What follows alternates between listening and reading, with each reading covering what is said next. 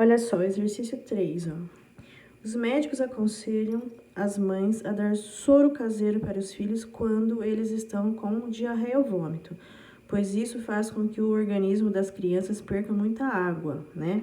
Diarreia e vômito faz perder muita água. Para fazer o soro caseiro, a mãe mistura 1 litro de água fervida, 1 colher de chá de açúcar e meia colher de sal. Açúcar e sal são solutos não voláteis, tá? Qual fenômeno ocorre no organismo da criança com a chegada do soro? Que propriedade coligativa está relacionada com esse processo? Bom, quando a pessoa ela perde muita água, tá? O ideal é repor a água. Só que se a pessoa apenas toma água pura, o que vai acontecer? Não vai resolver muito, porque ela vai continuar vomitando ou então com diarreia. O soro tem a capacidade de, na hora que você hidrata, porque você está colocando água, só que o sal e o açúcar, eles vão fazer com que o corpo retenha a água, tá? Esse processo é chamado de osmose. Eu não sei se vocês lembram disso, mas a osmose é o processo onde a água ou o líquido, no caso, qualquer líquido, tá? Se você tem, por exemplo, um recipiente separado com uma membrana semiporosa. Semiporosa significa que só vai passar água, tá? Então, vamos supor, se aqui você tem água, sal e açúcar, vamos imaginar que isso aqui é o soro, tá? E no corpo da pessoa só tem água, apenas a água, tá? A osmose, ela é uma propriedade natural, tá? É uma propriedade natural que faz com que o líquido sempre vá para o local que exista soluto, tá? Então, o que vai acontecer, ó? No corpo da pessoa, a hora que você ingerir o soro, né? Vamos imaginar que isso aqui é o soro. A hora que você imaginar o soro, a água, ela não vai querer sair do corpo mais na forma de vômito ou diarreia. Ela vai querer ficar. Por quê? Porque agora você tem o sal e o açúcar. Então, a presença do soluto vai impedir que a água, tá, do corpo saia. Então, essa água não vai sair mais. Então, essa água, ela não vai mais sair do corpo, tá? Então, o que acontece? Esse processo acaba, tá? A água que a pessoa já tinha vai continuar no corpo por conta da presença do soluto não volátil, tá? Esse processo aqui é chamado de osmose, onde o líquido tende sempre a ir para o local de maior concentração em soluto, tá?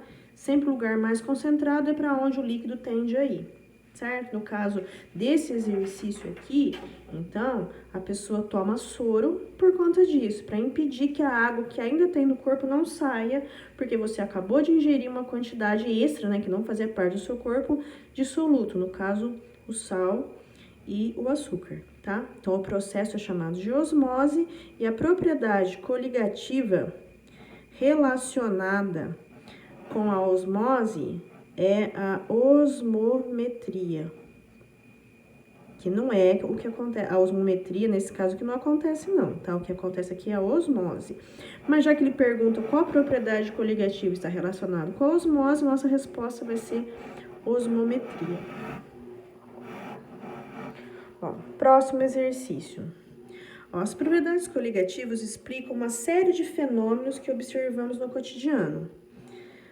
Por isso que é um assunto fácil de cair em vestibular, tá? Principalmente vestibular tipo do Enem, que cobra muitas coisas do dia a dia, tá? Então, ó, vamos falar verdadeiro ou falso. Ó, quando colocamos gelo dentro de um copo e o colocamos sobre a mesa num dia quente de verão, a água que aparece na superfície externa do copo deve-se ao fenômeno conhecido como osmose.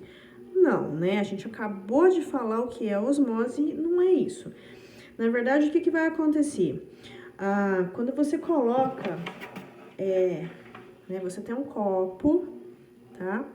e aqui você coloca a água gelada ou gelo, como fala o exercício, o que que vai acontecer? As paredes do copo, né, elas vão ficar mais gelada, certo? Mais gelada que o ambiente. E a gente sabe que no nosso ambiente, né, ao redor do copo, o que que a gente tem dissolvido não, é misturado, na verdade, com o ar, né? Bom, a gente tem muitas coisas misturadas com o ar. Quando a gente fala em ar, a gente vai pensar numa mistura de nitrogênio com oxigênio. Mas a gente sabe que tem muitas outras coisas no ar, né? Inclusive poluição. Mas a gente também sempre vai pensar que existe água na forma gasosa no ar, tá? Sempre tem, principalmente em dias mais úmidos, que tá prestes a chover, não tá chovendo ainda, mas a umidade relativa do ar aumenta muito.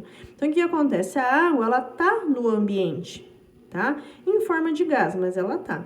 Então, o que acontece? Esse copo gelado aqui vai gelar as paredes do copo, que, consequentemente, vai acabar gelando essas moléculas de água gasosa que estão por aqui.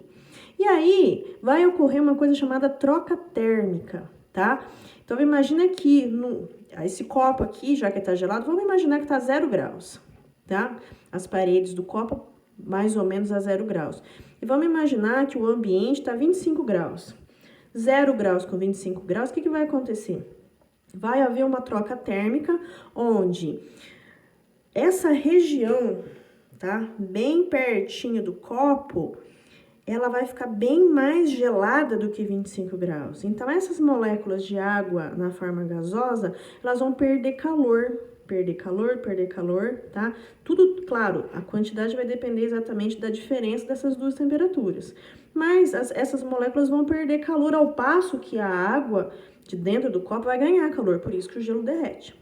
Então, essas moléculas de água aqui perdendo calor, elas conseguem, tá? Algumas, claro, conseguem atingir o 0 graus. Então, o que que vai acontecer? Quase 0 graus, né, na verdade. Aqui não chega a 0 graus. Mas essas moléculas aqui, na forma gasosa, perdendo calor, elas passam a ser água na forma líquida, tá? Por quê? Ela é gasosa. Se ela perder bastante calor, vai acontecer o processo chamado de condensação. Elas perdem calor e viram água líquida. Então, ao redor do copo, o que que a gente acaba vendo? Várias gotinhas de água, tá? Grudadinhas, né? Dá a impressão que dá que a água do copo tá vazando, né? Mas não, o copo não tá furado e não vai passar água. É exatamente esse processo que acontece. A diferença de temperatura entre a temperatura da água e do gelo e a temperatura do meio, né? Da atmosfera, do meio ao redor do copo, né? Existe essa diferença, vai ter a troca térmica, a água gasosa contida no ar, tá? Perde calor e se transforma em água líquida e fica lá grudadinha no copo. É isso que acontece. Bom, próximo. Ao dissolvermos em água do mar um pouco de açúcar, a pressão de vapor da água diminui. Bom, a água do mar já tem muitos sais dissolvidos, quer dizer que a água do mar já é uma água que vai apresentar todas as propriedades coligativas que a gente conhece, tá? E se você colocar mais um pouco de açúcar, vai mudar? Vai mudar, porque quanto mais soluto você tiver naquele líquido, maior vai ser os efeitos coligativos. No caso da pressão de vapor, quanto maior a quantidade, olha lá, pressão de vapor. Quanto maior a quantidade de soluto não volátil tiver na água, mais essa pressão vai diminuir, tá? Então, quanto mais soluto, menor a pressão de vapor. Pressão de vapor diminui? Sim, verdadeiro. Quer dizer, quanto mais soluto tiver na água, mais esse soluto vai atrapalhar e vai impedir que essa água evapore.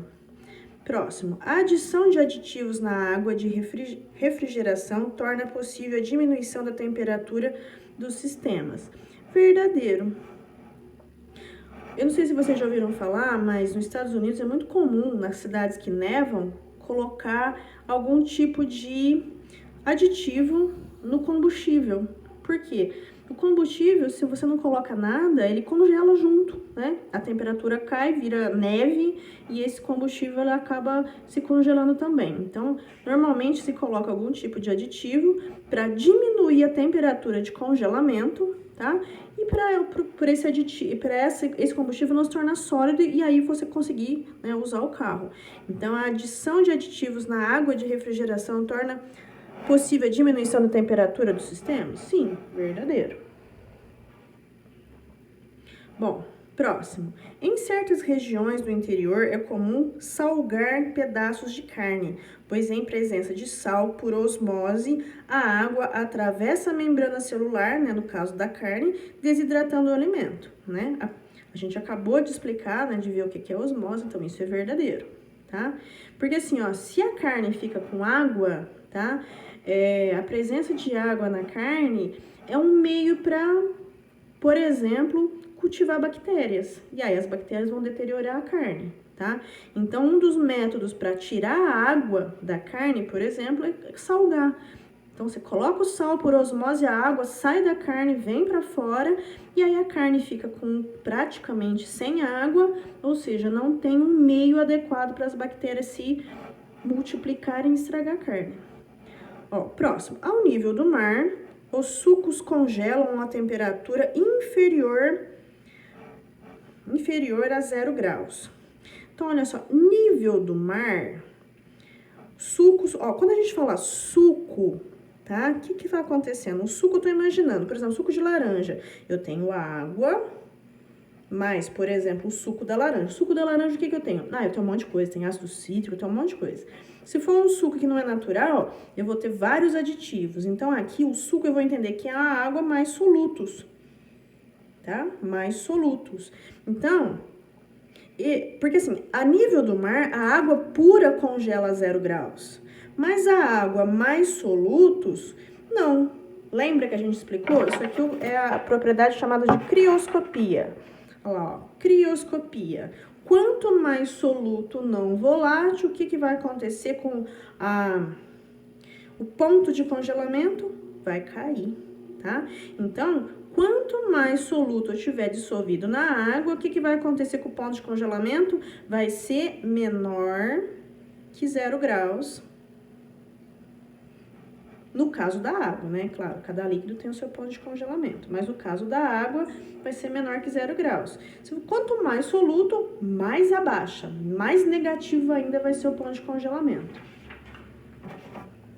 Então, aqui, verdadeiro. Próximo, os alimentos cozinham mais rapidamente na panela de pressão, pois a temperatura de ebulição da água no seu interior é maior. Eu já expliquei essa história da panela de pressão, né? Lembra? Sempre a gente vai ter essa correspondência aqui, ó, tá? Pressão e temperatura. Quando um aumenta, o outro aumenta também. A panela de pressão, o que acontece? Panela de pressão, ele vai ter a pressão aumentada, não é? Por isso chama panela de pressão. Então, o que vai acontecer com a temperatura de ebulição da água? Maior. Se aqui aumenta também, tá? Então, aqui, verdadeiro. Ao nível do mar, se você aquecer um recipiente contendo café preparado, o líquido entrará em ebulição a temperatura superior a 100 graus. Quando a gente fala em café, café é água pura? Não. Então, o café, o que é? Água mais soluto, tá? Então, quando a água tem soluto, o ponto de ebulição a nível do mar é 100 graus. Se tiver, a água pura a nível do mar tem a temperatura de ebulição a 100 graus. Se tiver soluto, vai ser superior a 100 graus. Verdadeiro. E o último, ferver água em um lugar com elevada altitude requer mais calor, pois o ponto de ebulição de qualquer líquido aumenta com o aumento da altitude. Não, tá? Não. Nível do mar, ponto de ebulição, 100 graus. Se você estiver numa montanha fazendo café, por exemplo, o ponto de ebulição vai ser menor que 100 graus, tá? Aqui a ideia é exatamente o contrário, tá? O que acontece? Vamos imaginar um negócio assim, ó. Aqui nível do mar. Quando a gente fala nível do mar, eu tô pensando em altitude 0, tá? Aqui, ó, lá em cima da montanha, quer dizer que aqui, ó, do nível do mar até em cima da montanha, a gente aumentou a altitude. Tá? Né? Lá em cima, mais alto, maior a altitude. Só que lá em cima tem menos ar. Né? Vocês já ouviram falar que as pessoas que vão escalar a montanha, elas precisam levar oxigênio porque o ar é rarefeito, tem pouco ar. Se tem menos ar, o que significa? Menor pressão. Menor pressão, menor temperatura. Lá no topo da montanha é muito frio, tá? Por quê? Por conta dessa correlação aqui que existe entre pressão e temperatura. Por outro lado, olha só, num lugar que é muito abaixo do nível do mar, qual que é o pensamento? Uai, o pensamento é o oposto, não é verdade? Então, imagine que você mora numa cidade que tá, putz, num vale, tá? Aqui tem mais ar, a quantidade de ar é maior. Lembra?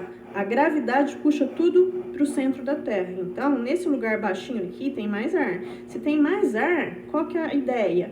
Maior pressão. Maior pressão, maior temperatura.